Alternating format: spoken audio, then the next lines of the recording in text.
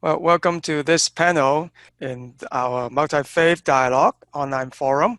In this panel, we are going to have a small discussion about cultural sensitivity as we talk about people of faith living in different cultures, in different settings, and how we should respect each other and also how to live peacefully with each other. On campus here, we actually have a lot of students and faculty members and staff who came from different backgrounds. And so this is actually a good place where we could practice what we try to share here. And so with that, I'm going to hand over this panel to Alison Watkins from the international programs. They actually have helped a lot of students from different countries, from different cultures. And so she's going to facilitate a small discussion about cultural sensitivity. Thank you, Alison. Thank you.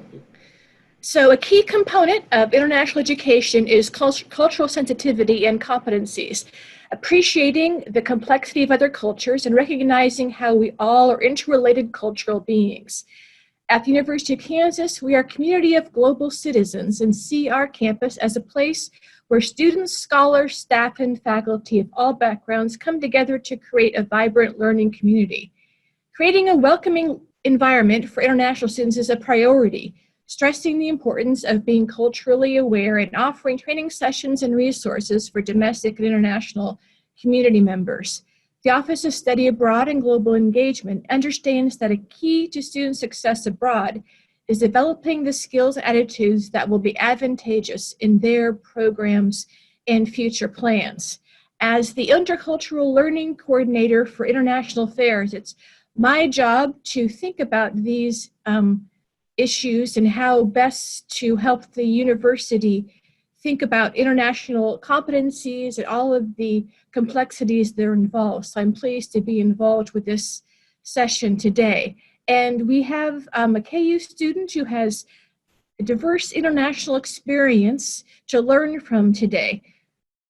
Sandya Maulana is a fourth-year PhD student of English literature in the Department of English at KU. He was born and raised in a moderate Muslim family in Bandung, Indonesia. He was a recipient of a Fulbright DIKTI full PhD scholarship from 2016 to 2019, which allows him to pursue his doctoral study.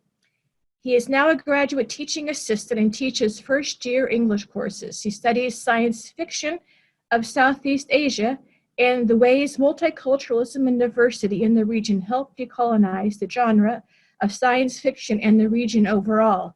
Sandya once served as secretary of KU's Fulbright Scholars Association from 2017 to 18 and was involved in building strong relationships among diverse student associations and multicultural understanding and communication through the group's annual programming.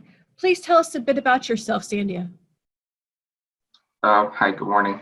I am a fourth-year PhD student in the English Literature program in the English department. I'm ABD, so I'm getting there, hopefully. I first arrived at KU in August 2016, so this is my fourth year. I look forward to going back once I finish my degree.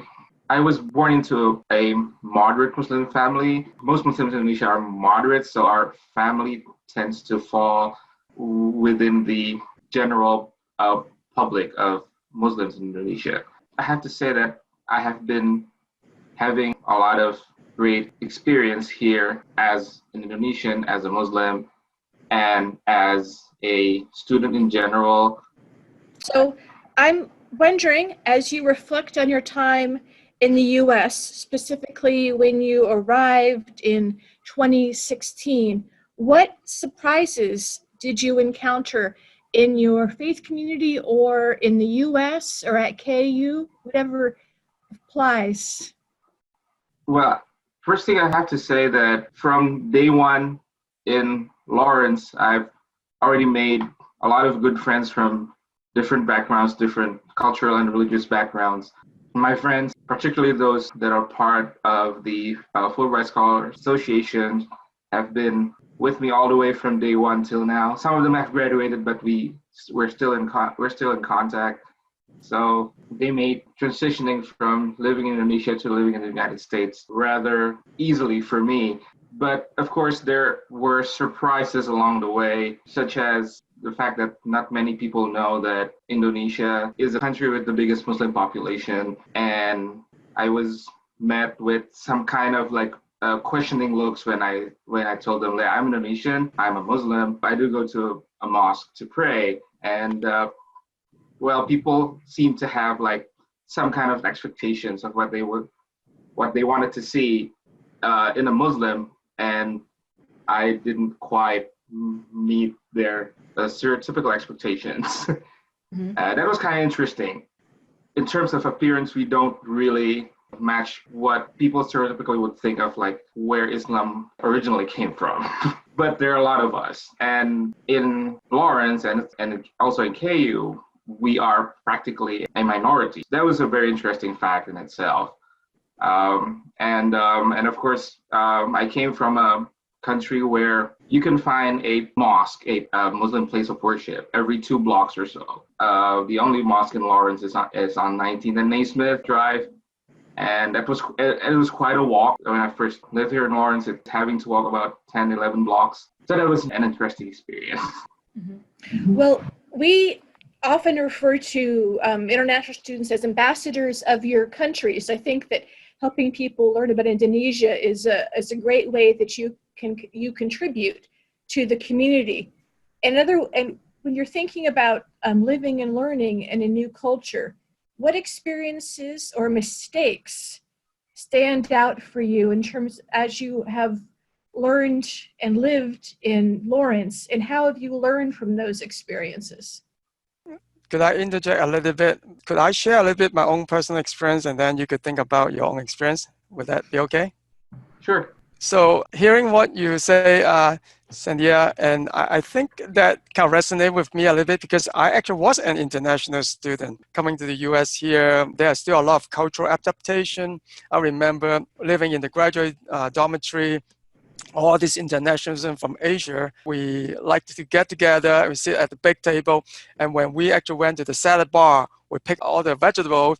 It's raw because it's salad, right? But we're not very used to eating raw vegetable and salad. And so we actually add some water and put them in the microwave with a whole line and queuing in front of the microwave to just microwave the salad vegetable so that we could cook it. And then we add some soy sauce to it. So even just as small as things like that, that how we need to adjust to the culture, adjust to the daily life of another society.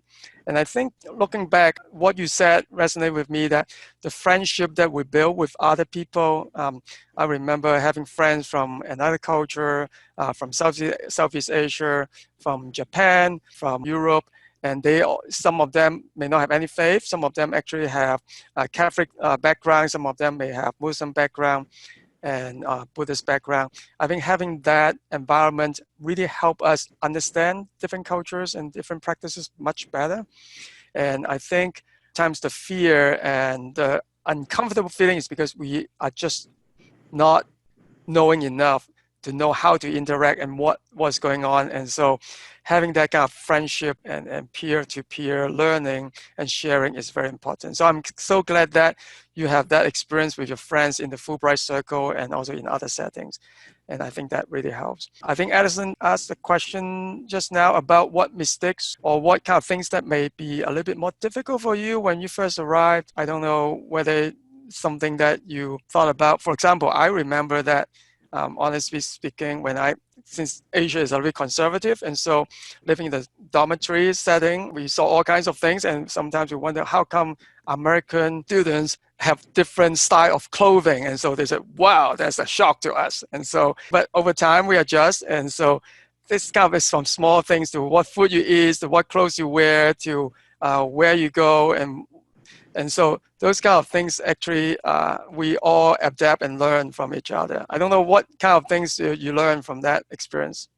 All right. Yeah. The last point about the clothing, what students wear to college, kind of surprised me at first because, well, Indonesia has mostly moderate Muslims, but in terms of attire, we're mostly conservative. So students of all levels, like undergrads and graduate students, they were all expected to dress nicely. And actually, this is the kind of clothing that I would wear to class if I were as a student in Indonesia, I would wear this traditional shirt, this traditional batik shirt, very formal clothing. And of course, it kind of surprised me at first. A lot of Muslims in Lawrence and at KU, they come from either the Arab Peninsula or from Middle Eastern countries or from South Asia, where they have very different cuisines, where it's like everything has so many spices. On the other hand, I had to adapt, sorry to say, a more bland tasting food of whatever was available to me at that time when I first arrived here. I just want to, going back to the clothing, I think the beauty of this country is that it does have great freedom for anyone to do a lot of things. But what you said about clothing, I'm so glad that you're wearing your national style of shirt, which is really Indonesian, really Southeast Asia. I think that also helped me to think about for people from the Muslim culture, when they have to do a lot of, especially female, they have to wear all kind of clothes to cover themselves. Or Sikh community, they may have the headband, right? They may look very strange. Just like when we first arrived in this country, how we felt that, how come they don't wear so much, unlike our culture. I think the reverse may happen. And so how American friends growing in the typical Midwest culture understand different style, different clothing, different practices, I think it's very important. So I'm glad that actually you're wearing your shirt to show your culture. Thank you.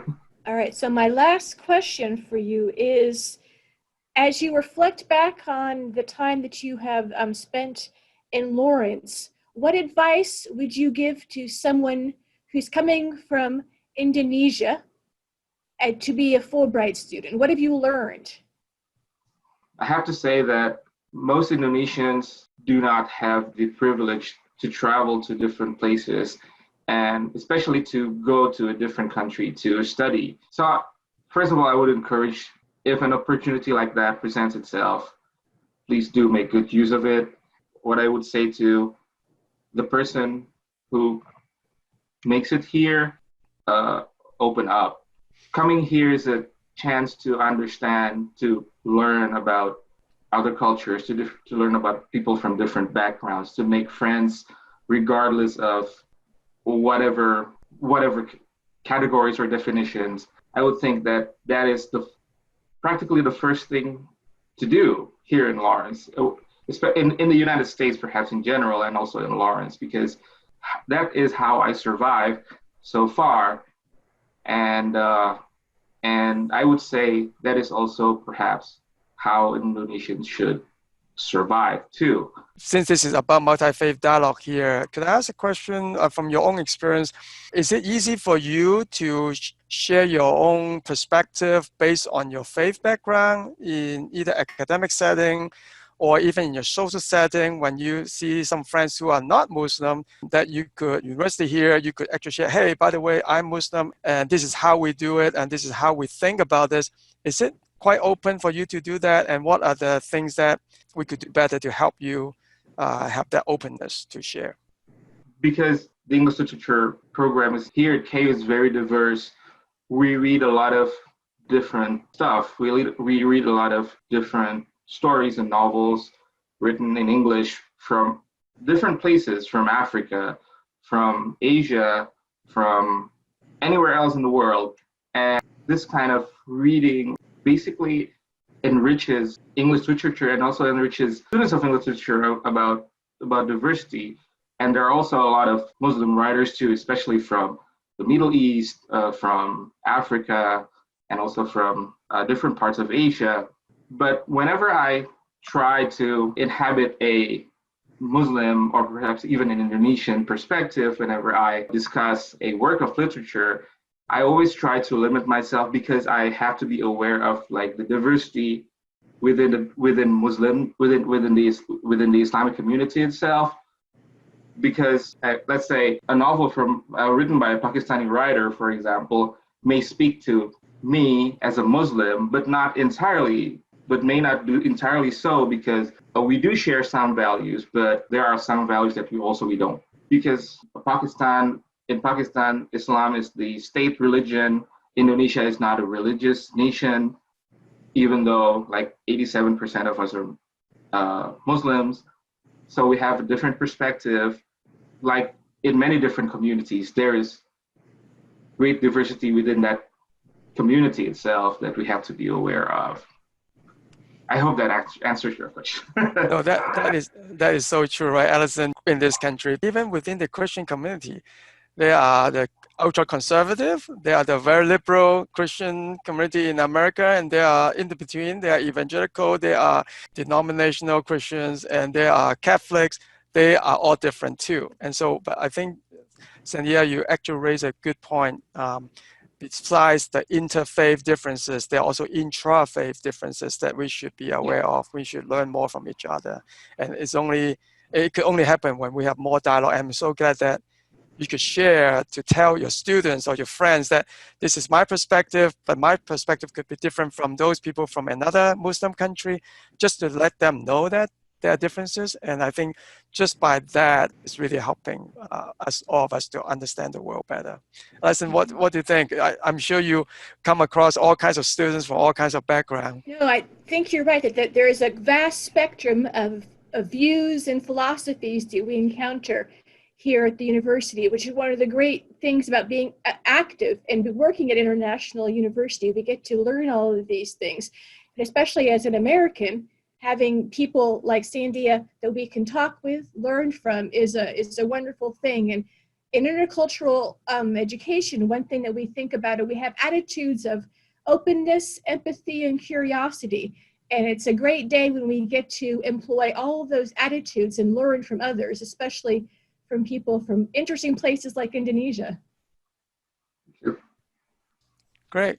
Thank you again for joining us. And you're welcome. Thank you so much. And this is really helpful for all of us to reflect on our own practice and also think about how we could advance diversity and inclusiveness better on campus.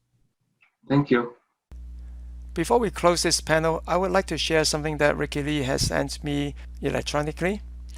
Rikki is a senior at the University of Kansas, majoring in biochemistry.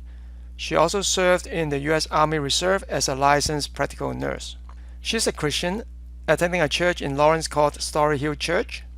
In 2019, she spent 2 months in Southeast Asia teaching English.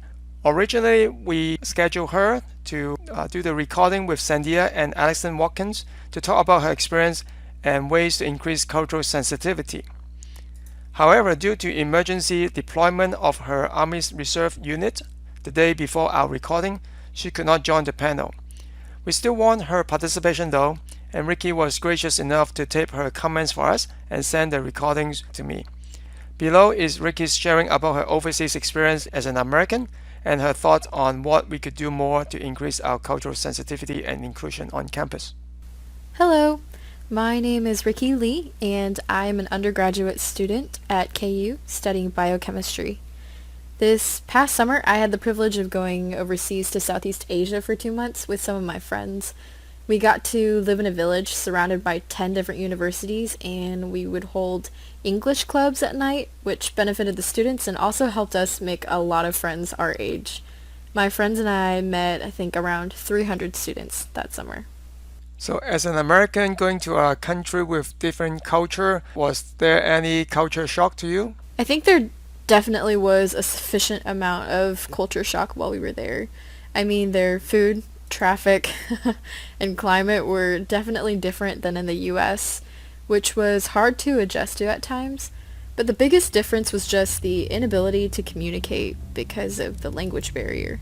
Some of the conversations I had were entirely through Google Translate. Even if they did speak English, though, their mannerisms were still quite different, and the hardest concept to communicate was sarcasm. So how did you handle the culture shock? Being immersed in a different kind of culture for 2 months was quite hard at times, even if it just came down to social practices. The people there are more reliant on physical touch to build relationships, which I'm all for hugs and high fives, but when a girl is reaching down to hold my hand, to walk down the street, or just how close everyone is in general, definitely stressed me out as someone that needs my space at times.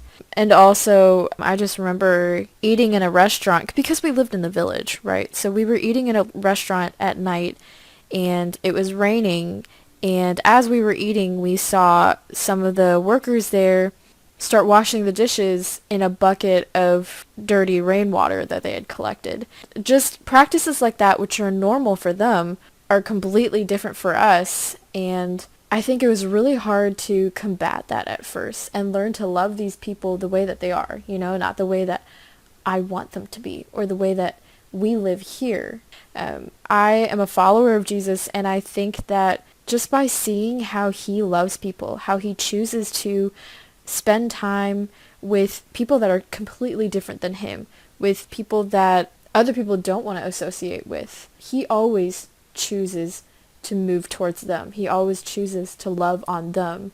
And I think that's one of the biggest things that motivated me to want to love these people. And I think the more that I willingly just humbled myself and let myself just be kind of washed into their culture, I started loving these people genuinely. And I started making friendships that I still have to this day. So given your experience, what's your advice for us? How should we develop more cultural sensitivity and build greater friendship with students from other countries and cultures? I am so used to living the way I live that I think that that is the best way to live. But just because how I live is normal doesn't mean that it's the best. And I think when I got over that and I was willing to just kind of observe how other people live and choose to either adapt with it, compromise with it, or just accept it, I think that really, really helped me bypass this barrier that I had created when I had first impressions of how I saw other people's social practices in other countries. Because they're definitely different. They're not going to be the same. But that's when you have to choose to love that person despite how different they may be, despite how different they may look, how they may talk. It doesn't matter. Like, it's the person. How do you love that person without placing all these expectations on them from which you've been expected? Well, Rikki, thank you for your sharing. That was quite an interesting experience, and I'm glad that we could hear from you this way. And also thanks for your service in the U.S. Army Reserve. Wherever you will go and whatever you'll be doing, our hearts and blessings go to you, and we are grateful.